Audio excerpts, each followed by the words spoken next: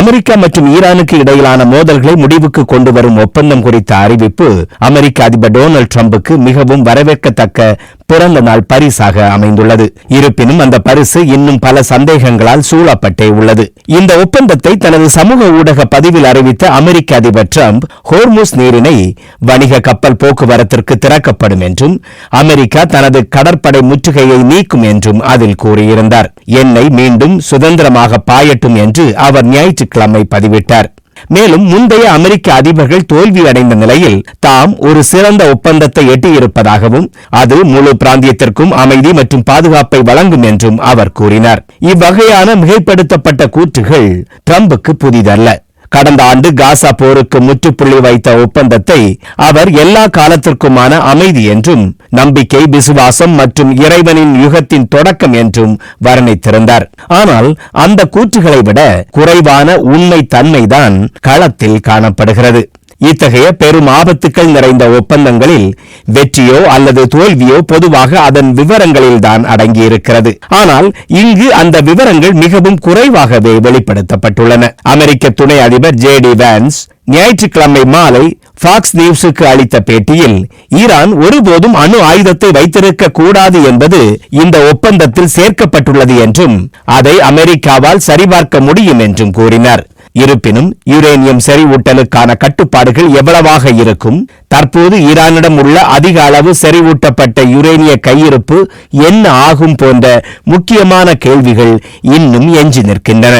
இவற்றுள் சில தற்போதைய போர் நிறுத்த ஒப்பந்தத்திற்கு வழங்கப்பட்டுள்ள 60 நாள் காலத்தில் நடைபெறவுள்ள அடுத்தடுத்த பேச்சுவார்த்தைகள் மற்றும் தொழில்நுட்ப ஆலோசனைகள் மூலம் தீர்க்கப்படலாம். ஆனால் பல தசாப்தங்களாக ஈரானை அதன் அணு இலக்குகளை கைவிட செய்வதற்காக வற்புறுத்தியும் அழுத்தம் கொடுத்தும் மேற்கொள்ளப்பட்ட முயற்சிகள் காட்டுவது என்னவென்றால் இந்த புரிந்துணர்வு ஒப்பந்தத்தில் என்ன உறுதி செய்யப்பட்டுள்ளது என்று அமெரிக்கா நம்பினாலும் அதற்கு எந்த உத்தரவாதமும் இல்லை என்பதுதான். இந்த கருத்தை வலியுறுத்தும் விதமாக ஈரானின் உச்ச தேசிய பாதுகாப்பு கவுன்சில் ஞாயிற்றுக்கிழமை ஓர் அறிக்கையை வெளியிட்டது. அதில் புரிந்துணர்வு ஒப்பந்தத்தின் கீழ் உள்ள மற்ற தரப்பினரின் கடமைகள் நிறைவேற்றப்பட்ட பிறகே இறுதி பேச்சுவார்த்தைகள் நடத்தப்படும் என்று கூறப்பட்டுள்ளது. அந்த உறுதிமொழிகள் என்ன மற்றும் ஈரான் அவற்றை எவ்வாறு புரிந்து கொள்கிறது என்பது இந்த ஒப்பந்தம் நிலைத்திருக்குமா என்பதை தீர்மானிக்க உதவும். ஹோர்முஸ் நீரிணை வழியாக எண்ணெய் கொண்டு செல்வதை பொறுத்தவரை உடனடியாக போருக்கு முந்தைய நிலைக்கு திரும்புவதற்கு சாத்தியமில்லை என்று எரிசக்தி சந்தை நிபுணர்கள் எச்சரித்துள்ளனர். தேங்கியுள்ள ஏராளமான எண்ணெய் கப்பல்களை அப்புறப்படுத்துவதற்கும் கன்னிவெடிகளை அகற்றுவதற்கும் வழக்கமாக எண்ணெய் கப்பல் போக்குவரத்து மற்றும் உற்பத்தியை மீட்டெடுப்பதற்கும் பல வாரங்கள் ஆகலாம். ஒப்பந்தத்தின் வெற்றியை உறுதி செய்வதற்கான முக்கிய விவரங்களை தீர்ப்பதற்கு ஈரானுக்கும் அமெரிக்காவுக்கும் நேரம் உள்ளது. அதே நேரத்தில் இந்த ஒப்பந்தம் முறிந்து போவதற்கும் வாய்ப்பு இருக்கிறது. இந்த விவகாரத்தில் இஸ்ரேல் இன்னும் கணிக்க முடியாத ஒரு முக்கிய காரணியாக உள்ளது. இந்த மோதல் ஆரம்பத்திலிருந்தே 3 தரப்புகளை உள்ளடக்கிய மோதலாக இருந்தது. சமீபத்தில் லெபனான் மீது தாக்குதல் நடத்த இஸ்ரேல் பிரதமர் பெஞ்சமின் நெத்தனியாகு உத்தரவிட்டது குறித்து தான் அதிருப்தி அடைந்ததாக அதிபர் டொனால்டு டிரம்ப் ஞாயிறன்று வால் ஸ்ட்ரீட் ஜேர்னலிடம் கூறியிருந்தார். அந்த தாக்குதல் இறுதி கட்டத்தை எட்டியிருந்த அமெரிக்க ஈரான் ஒப்பந்தத்தை பாதிக்கக்கூடும் என டிரம்ப் கருதியதாக கூறப்படுகிறது. எனினும் ஒப்பந்தம் குறைந்தபட்சம் பொதுமக்களுக்கு அறிவிக்கப்படும் அளவுக்கு நிலைத்திருந்தது. ஆனால் இஸ்ரேல் மீண்டும் லெபனானில் புதிய ராணுவ நடவடிக்கைகளை தொடங்கினால் ஈரான் ஹோர்முஸ் நீரிணையை மீண்டும் மூட முடிவு செய்யலாம். அது உலக பொருளாதாரத்தை மீண்டும் ஆபத்தில் ஆழ்த்தக்கூடும்.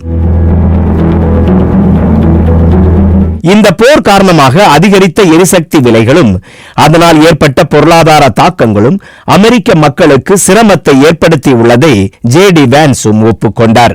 சமீபத்திய கருத்து கணிப்புகளின்படி டிரம்ப் மற்றும் குடியரசுக் கட்சி மீது அமெரிக்கர்களிடையே அதிருப்தி அதிகரித்துள்ளது. யூகவ் நடத்திய கணக்கெடுப்பு 63% அமெரிக்கர்கள் அதிபர் டிரம்ப் பொருளாதாரத்தை கையாண்ட விதத்தை அங்கீகரிக்கவில்லை என்றும் 57% பேர் பொருளாதாரம் மோசமடைந்து வருவதாக உணர்வதாகவும் கூறுகிறது.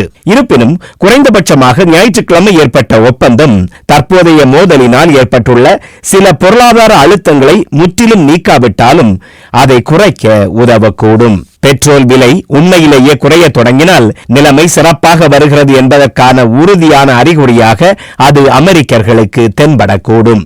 டிரம்பின் பெரிய இலக்குகள் இப்போதைக்கு நிறைவேறாமல் இருந்தாலும் அவர் தனது சொந்த நாட்டில் அரசியல் ஆபத்தை எதிர்கொண்டாலும் போர் தொடங்குவதற்கு முன்பு இருந்த நிலைக்கு மீண்டும் திரும்பும் நோக்கில் இது குறிப்பிடத்தக்க ஒரு முன்னேற்றமாகும்.